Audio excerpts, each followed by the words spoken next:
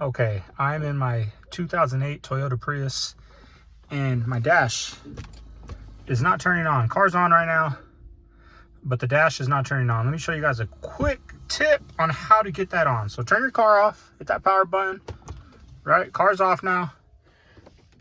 Crack your door. Now what you do is you don't put your foot on the gas. Just hit the power button without turning on the car. Turn that on. Okay, this is gonna turn on.